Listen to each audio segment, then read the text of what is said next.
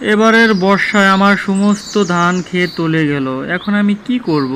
কি করে আমার সংসার চালাবো? আমার ঘরে যে এক বিবাহযোগ্য মেয়ে আছে, আমার এখন কি হবে? কিভাবে আমার সংসার চালাবো? আমার এত দুঃখ কষ্ট কিভাবে লাঘব হবে? আমি আর বাড়িতে যাব না, এই বটগাছের নিচে বাস করব। তখন সে একটা ব্যাঙ দেখতে পেল। তখন ব্যাঙ বলল, গরিব কৃষক ভাই, তোমার কি সমস্যা? আমি তোমার সমস্যার সমাধান করব। গরিব কৃষক বলতে লাগলো, এবারে বর্ষায় আমার সমস্ত ধান নষ্ট হয়ে গেছে। আমার মেয়েকে বিয়ে দেওয়ার জন্য আমার কাছে একটা টাকাও নেই।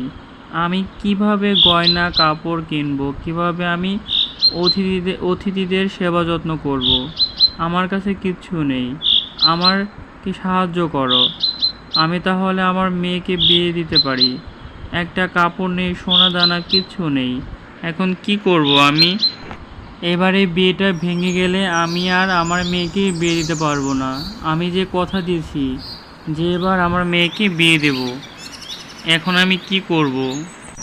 ব্যাঙ তখন একটা সুন্দর শাড়ি উপহার দিল। কৃষক তো হতবাক হয়ে তাকিয়ে রইল। যেহেতু এক আশ্চর্য ব্যাঙ, এর কাছে তো অনেক কিছু চাওয়া যাবে। তখন সে গরিব কৃষক তখন বলল, একটা শাড়িতে তো কিচ্ছু হবে না, অনেক গয়না লাগবে, অনেক আত্মীয় স্বজন আসবে, তাদেরকে খাওয়াতে হবে, টাকার দরকার। আমাকে কিছু গয়না আর টাকা দাও, যাতে আমি আমার মেয়ের বিয়ে দিতে পারি। বলতে বলতে ব্যাঙ অনেক স্বর্ণ অলংকার দিয়ে দিল। কৃষক হতবাক হয়ে তাকিয়ে রইল। তারপর সে বলল, তোমাকে অনেক ধন্যবাদ, তোমার এই উপকার আমি কখনো ভুলবো না। ঈশ্বর তোমার মঙ্গল করুক, তুমি ভালো থেকো। তখন ব্যাঙ বলতে লাগলো, ধন্যবাদ দিয়ে আমাকে ছোট করবে না। আমি একটা নিরীহ ছোট্ট একটা প্রাণী, তবে আমার মন অনেক ভালো।